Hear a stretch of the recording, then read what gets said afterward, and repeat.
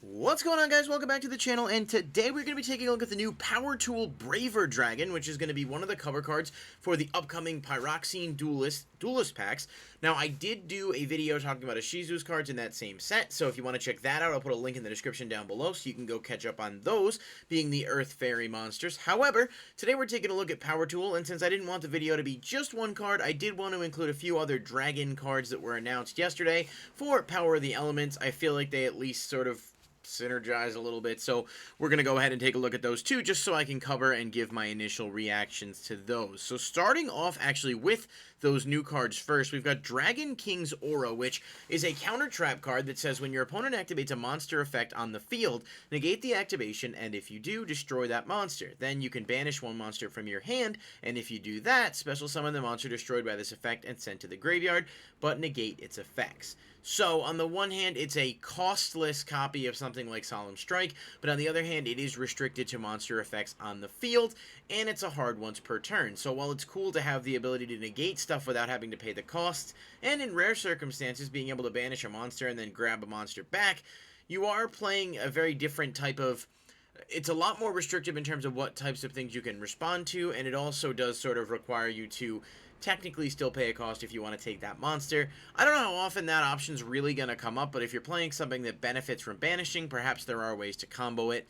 I like it overall, but I just think it's outclassed by some of the other counter traps that exist due to the flexibility they give you. But it's a decent card to keep an eye on, and it may be something that people look at as a sideboard card, especially if you're playing decks like Sword Soul or other things that actually benefit from being banished. Maybe there's some combos there that can make it a bit more worthwhile. So Dragon King's Aura is pretty cool on its own. Then we've got Grand Ground Tusk Dragon. That's a whole mouthful. It's a level 8 Earth Dragon monster that says if this card is normal or special summoned, you can target up to 2 other cards on the field, destroy them, and if you do, this card gains 600 attack for each card destroyed. You can only use this effect of Grand Ground Tusk Dragon once per turn.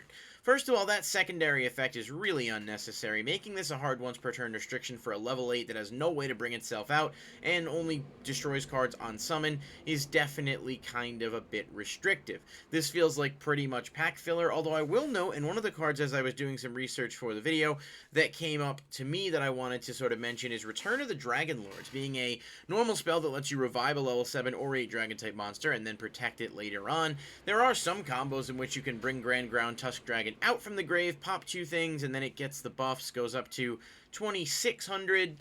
It just feels like one of those cards that isn't that good at all in today's game. There's just a lot of things that do what it does better. I'm waiting to see whether or not they're going to announce some other things that maybe make it a bit more useful. If there's like an archetype designed around bringing these out, or you can cheese it out by specialing it from the hand more consistently, then perhaps it's worth a look. But overall, being able to pop 2 doesn't really outweigh the brickiness that this card brings with it, even with something like Return of the Dragon Lords, which allows you the revival. Now, for the real meat and potatoes of this video, we're going to take a look at Power Tool Braver Dragon. So this is a level 9 Synchro monster, Earth Machine, 1 tuner and 1 or more non-tuner monsters. If this card is special summoned, you can equip up to 3 equip spells with different names from your deck and or graveyard to this card. During the main phase, quick effect, you can send 1 equip spell from you control that is equipped to this card to the graveyard, then target 1 equip spell effect monster on the field, either change its battle position or negate its effects until the end of this turn. So, basically, what you're doing is when you're summoning it, you're able to immediately grab 3 equips from deck or grave and put them on him with no real restrictions, so you have a lot of different targets, and we'll talk about those in a moment. But it is a quick effect disruption that allows you to send an equip spell to negate an opponent's monster or change its battle position, so there is a bit of flexibility on that front. I suppose if you need to be able to run something over, having that additional thing without it being a drawback is actually pretty solid. And the first thing that comes up to me when thinking about decks that can utilize this are Infernoble Knights. The deck as a whole has seen a lot of play on the outside of the meta looking in. After, of course, Smoke Grenade of the Thief was banned, it did take a big hit in terms of being a viable meta contender, but the deck has a lot of extension combos, a lot of ways to put big boss monsters out, and can definitely utilize resources pretty well. Power Tool Braver Dragon, of course, is able to bring those equip spells out directly from the deck, so something like Infernoble Arms Durandal, you can get it out with Power Tool, and then you can basically pop it to search, and it doesn't have any real drawback to you. And when you think about the fact there are other Infernoble Arm cards that do similar things, Power Tool can get them out, allowing you quicker access to your combo pieces, and the restriction that this card does place is for the rest of the turn, so there are some neat interactions with it. So I think Infernoble is really the biggest thing to think about here, especially as you look at cards like Renown, which has historically been a pretty pricey card that hasn't seen any reprints anytime soon, so it might be worth keeping an eye on that, as well as some of the very, very cheap Infernoble arms that were either reprinted or got foil upgrades in the Megatins, as cards that could see the interest of the community as we look forward. However, I want to talk about a few other cards too, such as Super Magic Sword of Raptinus, which is a card from Toon Chaos that I like quite a bit and have been a fan of for a long time, but it's just never really had any practical use.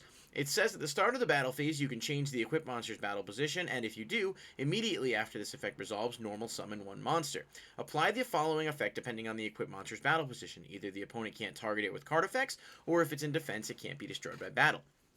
What I'm thinking here, of course, is you bring Power Tool Braver Dragon out in defense position, you equip Super Magic Sword as one of the 3 pieces to it, you change it to attack position, and then you get an additional normal summon, and your Power Tool can't be targeted by your opponent's card effects, meaning they can't really do as much to stop you from negating them with things like Impermanence, Chalice, so on and so forth.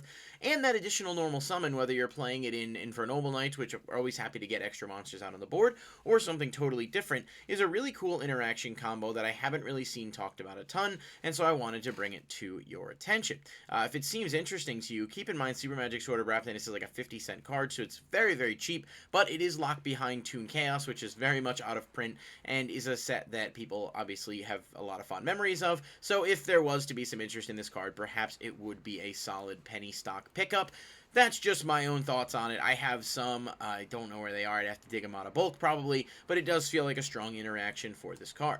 Another one that comes up is Power of the Guardians. This is a card from Extreme Force that has seen a bit of play just due to its spell counter usage, but if an attack is declared involving the equipped monster, place 1 spell counter on this card. The equipped monster gains 500 attack and defense for each spell counter on this card. If it would be destroyed by battle or card effect, you can remove 1 spell counter instead. So, if you were to go into Power Tool and make Power of the Guardians and the Sword, you have both targeting protection and destruction protection, plus the ability to get attack buffs. It really starts to ladder up into a pretty powerful, you know, protect the castle-esque card, but whereas a lot of the Noble Knight decks and those that are like put out a big boss monster and just sit on it don't have a lot of reactive abilities, Power Tool can still negate your opponent's monsters, so it's a really cool additional thing to have on top of it. And of course, another one, White Veil, is a little bit lesser of a choice in my opinion. It got some hype for a little bit when the Armed Dragon stuff came out just due to being searchable and being an overall decent card.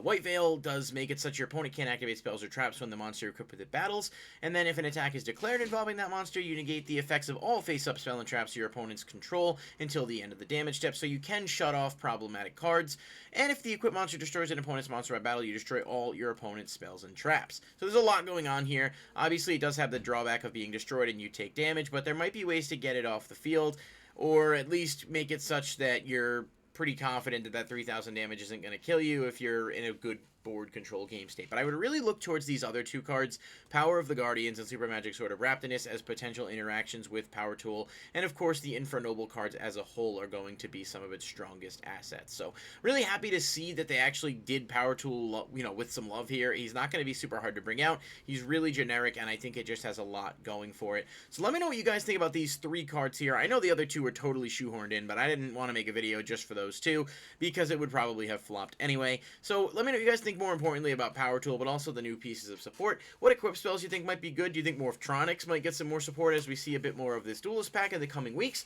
Let me know, and if always, if you guys enjoyed the video, please hit the like button and subscribe for more content. Click the bell icon if you want to stay notified, and leave a comment down below. I love to interact with you guys, and it does help the videos as well with boosted attention. So until next time, I'll catch you in the next video. Peace.